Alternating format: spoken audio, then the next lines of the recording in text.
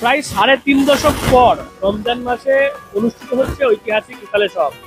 প্রথম দিন থেকেই উপচে পড়া ভিড় ফুরফুরা শরীফের বিভিন্ন দর্শনীয় স্থানে সকালে আসছেন, তাদের যে দোয়া প্রার্থনা সেগুলো করছেন, পাশাপাশি কিন্তু যারা পীর সাহেব পীরজাদা রয়েছেন তাদের সঙ্গে সাক্ষাৎ করছেন, মুসাফা করছেন এবং কথা বলছেন, যাবতীয় বিষয় তারা জানছেন, কথা বলছেন। এই মুহূর্তে আমরা ফুরফুরা শরীফের অন্যতম পীরজাদা সাফিরি সিদ্দিকী সাহেবের কাছে রয়েছি। তিনিও ব্যস্ত রয়েছেন, দেখতে পাচ্ছি যারা আসছেন ভক্ত তাদেরকে সময় দিচ্ছেন। সর্বপ্রথম টিএনএন বাংলার দর্শক সহ আমার রাজ্য, আমার দেশবাসীকে জানাই ২১, ২২, ২৩ ফাল্গুন দাদা পীর রহমতুল্লাহ আলাইহের প্রতিষ্ঠিত ঐতিহাসিক ইসালে সওয়াবের মুবারকবাদ ও শুভেচ্ছা। মাশাআল্লাহ, খুবই ভালো লাগছে যে আমরা কম বেশি ৩৬ বছর পরে আজকে এই পবিত্র ৩ দিন ইসালে সওয়াবে পবিত্র মাস রমজান মুবারক মাস পেয়েছি। যখন আমরা খুব ছোট ছোট ছিলাম তখন আমরা এই মাস পেয়েছিলাম।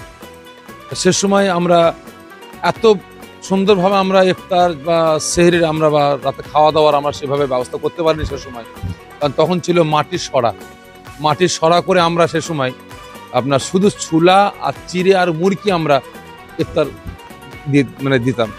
কিন্তু আল্লাহ শুকর এবছরে আমরা যখন আমার ৩৬ বছর পর আমরা যখন রমজান মুবারক মাস পেয়েছি আর এত লক্ষ লক্ষ মানুষ যখন আমরা পেয়েছি, আমরা প্রত্যেকটা দরবারের তরফ থেকে, ফুরফুরা দরবার শরীফ পীর পরিবারের তরফ থেকে আমরা প্রত্যেকটা দরবারে তারা ফিরে ভক্ত মুরিদদের জন্য আমরা আপনার ইফতারের ব্যবস্থা করেছি।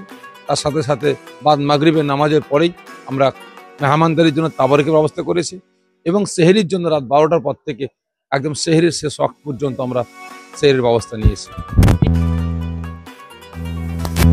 সব থেকে বড় জিনিস দাদা পীর রহমতুল্লাহ আলাইহের ভালোবাসা, মহব্বতে টানে সকলে আসে, আর এখানে আসে একমাত্র দোয়া নেবার জন্য। তার সাথে সাথে হয়তো ইনারা সেভাবে ইলমে তাসাউফ, ইলমে মারিফাতের শিক্ষা হয়তো অর্জন করতে পারেননি, কিন্তু ইনাদের আব্বাজান, তেনার আব্বাজানেরা যে আধ্যাত্মিক শিক্ষা, যে আধ্যাত্মিক জ্ঞান পেয়েছেন, যে জ্ঞান অর্জন করেছেন, সেই শিক্ষা টানে সকলে ছুটে আসছে আজকে ফুরফুরা দরবার শরীফে। মেন ফুরফুরা দরবার শরীফে আসার মূল কারণ হচ্ছে ইলমে তাসাউফ, ইলমে মারিফাত এবং তার সঙ্গে সঙ্গে ভালোবাসার টান।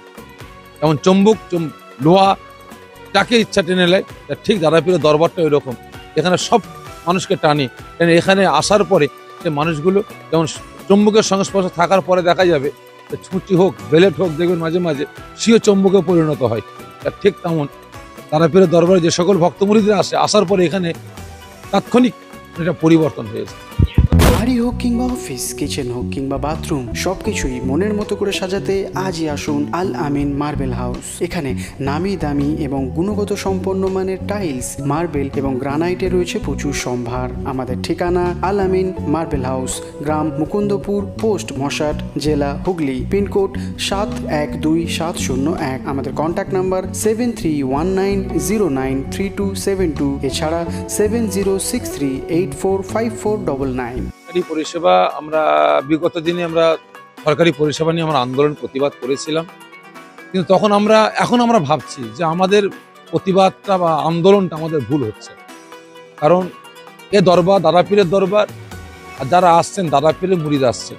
খারাপ মনে নেবেন না, এটা সোশ্যাল মিডিয়ায় বলা ঠিক না, তবুও নাচারে বোঝাবার জন্য বলছি পাবলিক আপনাদের চ্যানেলের শ্রোতাদের, যে যিনারা আসছেন ওনারা রাজ্য সরকারের মুরিদ না, যিনারা আসছেন কেন্দ্র সরকারের মুরিদ না, আসছেন একমাত্র দাদা পীরের মুরিদ, আমার রসুলের উম্মত, আমার আল্লাহ পাকের বান্দা। তাহলে যখন আমার দাদা পীরের মুরিদ আসে, তাদের মেহমানদারির জন্য আমাদের স্বয়ংসম্পূর্ণ হতে হবে।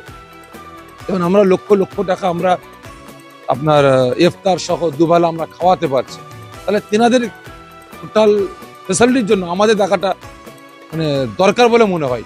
তবে হ্যাঁ, সরকার যখন এখানে অনুদান দিচ্ছেন যে ফুরফুরা উন্নয়ন এখানে একটা অফিস তৈরি করেছে কি জানি না, কিন্তু ফুরফুরা উন্নয়ন পর্ষদ খুলেছেন, তাহলে এখানে প্রত্যেকটা নেতাকর্মীদের টার্গেট টাকা দরকার, যেখানে লক্ষ লক্ষ মানুষ আজকে জানাদের ভোটে আমরা বাংলার মসনাদটা আমরা পাচ্ছি। মুসলমান যেদিকে যায় বাংলার মসনাদ সেদিকে যায়। সেখানে যখন দাদা পীরের ভক্ত মুরিদরা ভারতবর্ষের দ্বিতীয়তম ফুরফুরা দরবার শরীফ, সেখানে যখন লক্ষ লক্ষ মানুষ ফুরফুরা শরীফে আসছে, তা তিনাদের জন্য যে দরকার স্বাস্থ্য থেকে বলেন, তারপরে হচ্ছে আপনার কি বলে রাস্তাঘাট বলেন, বিভিন্ন দিক এগুলো ভাববার দরকার। তবে কিছুটা উন্নয়ন হয়নি বলবো না, উন্নয়ন হয়েছে, তবে আরো দরকার ছিল, আরো দরকার ছিল। তবে যেটুকু খবর পেয়েছি, রাজ্য সরকার অনুদান দেওয়ার পরিকল্পনা করছে, কিন্তু আমাদের এখানে কিছু কিছু মানুষ, কিছু কিছু নেতাকর্মী, তারা এখানে গ্রুপবাজি করে, দলবাজি করে এই জিনিসটাকে নষ্ট করার চক্রান্ত শুরু করে দিয়েছে। কারণ আমাদের এখানে শ্রীরামপুর বলেন, লোকসভা বলেন আর বিধানসভা বলেন, এর মধ্যে আমাদের এখানে নেতাকর্মীদের দুটো গ্রুপ তৈরি হয়েছে। এক গ্রুপ কাজ করতে চাইছে, আর এক গ্রুপ কাজ করতে দিচ্ছে না। এই নিয়ে তাদের মধ্যে মন টানাটানি করতে করতে আজকে দাদাপীরের দরবারটাকে শেষ করার চক্রান্ত। আপনাদের প্রিজনের মধ্যে অনেকের ক্ষোভ রয়েছে, মানে কত টাকা বরাদ্দ সেটা রাজ্য সরকার সেইভাবে বলেনি, যার জন্য আপনাদের মনেও অনেক ক্ষোভ। দেখেন, বিগত দিনে আমরা দেখেছি কখনো কখনো বলেছে আপনার কি বলে 10 কোটি, 50 কোটি, 55 কোটি, 69 কোটি টাকা বরাদ্দ করছে, কিন্তু সে অনুযায়ী কাজ তো হয়নি, সে অনুযায়ী কাজ হয়নি। অবশ্যই সরকার টাকা দিয়েছে, কিন্তু সে অনুযায়ী কাজ হয়নি। আর এবছরে জানি না কত টাকা বরাদ্দ করেছে, তবে সে অনুযায়ী যে টাকা বরাদ্দ হয়েছে সে অনুযায়ী কাজ হচ্ছে কিনা।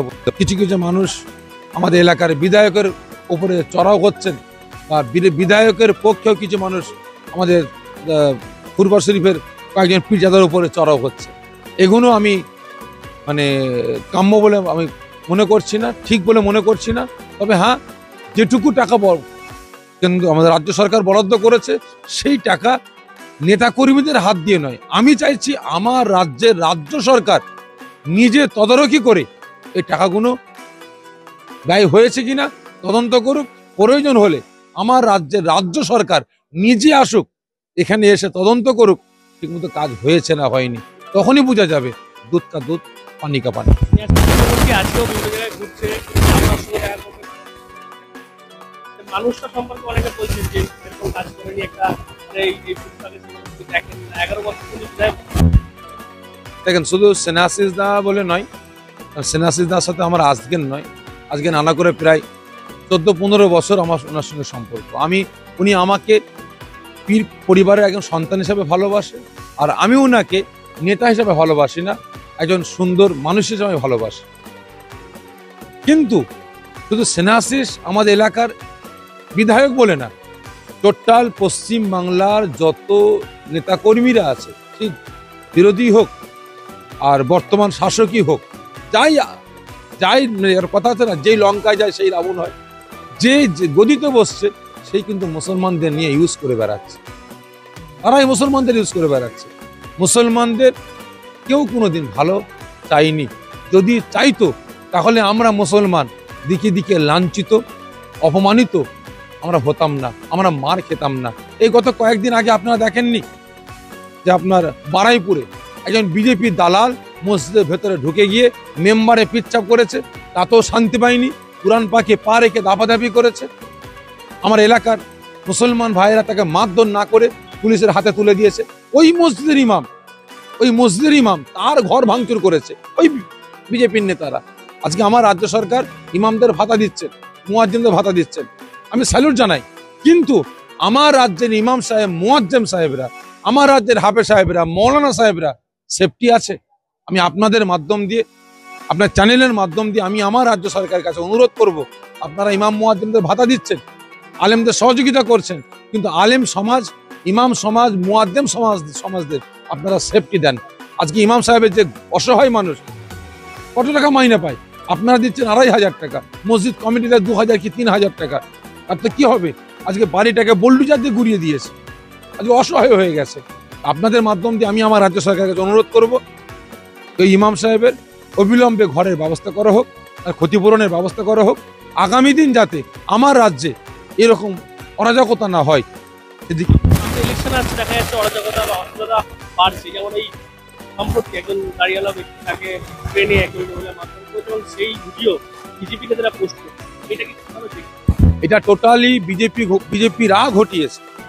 আজকে দেখেন বিভিন্ন রাজ্যে আজকে মুসলমান লাঞ্ছিত হচ্ছে, বিশেষ করে যোগীর রাজ্যে, যেখানে যোগী আদিত্যনাথ যেখানে রাজত্ব করে বেড়াচ্ছে, সেখানে মুসলমান ভাইদের বাড়িতে ফ্রিজে গোশ রেখেছে বলে, গরুর গোস্ত রেখেছে বলে সেই বাড়িগুলোকে সন্দেহ করে, গরু গোস্ত রাখেনি, রেখেছে মোষের গোস্ত, আর সেখানে সন্দেহ করে সে বাড়িগুলোকে গ্রামকে গ্রাম বোল্ডুজার দিয়ে গুড়িয়ে দেওয়া হয়েছে।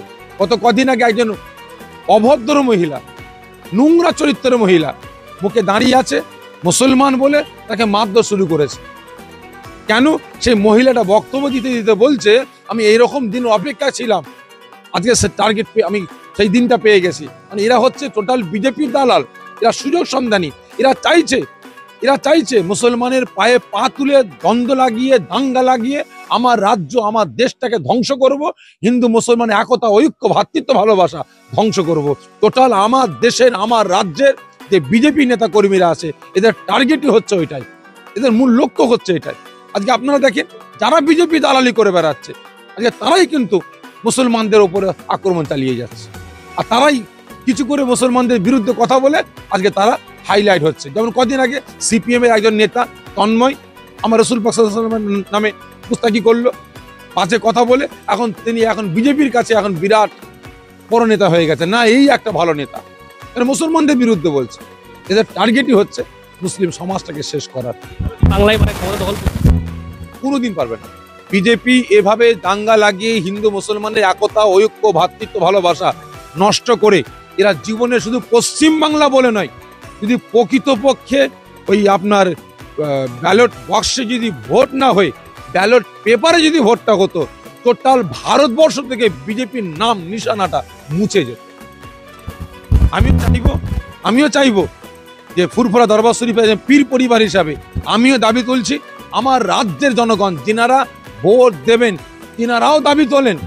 আমি আমার দেশের মানুষের কাছে জনগণের কাছে অনুরোধ করছি, আপনারাও দাবি তোলেন যে আগামী দিন ব্যালট বক্সে না ব্যালট পেপারে আমরা ভোট দেবো। যদি ব্যালট পেপার আমাদের হাতে না আসে তাহলে আমরা ভোট দেবো না।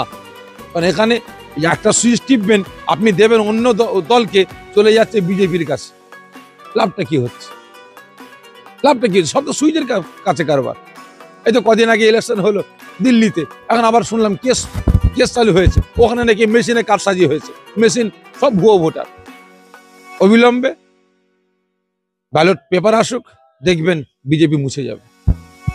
আমরা তখন কথা বলছিলাম পিজদার সাফেরি সিদ্দিকী সাহেবের সঙ্গে, এবং তিনি যেমনটা বললেন, একদিকে যেমন যারা এই যে ফুরফুরা শরীফের ইশারা সভাবে আসছেন তাদেরকে যেমন তিনি দেখছেন এইভাবেই মুসাফা করছেন এবং তাদের সঙ্গে কথা বলছেন, পাশাপাশি তিনি কিন্তু বললেন এই সাম্প্রতিককালে যে সমস্ত ঘটনাগুলো ঘটছে সেটা দিল্লির নির্বাচনই হোক বা এই যে সম্প্রতি আমরা দেখেছি একজন ট্রেনে একজন ব্যক্তি তাকে যেভাবে মৃত্যু বা সেটাকেও তিনি বললেন এটাতেও বিজেপি চাল দেখছেন তার বক্তব্য।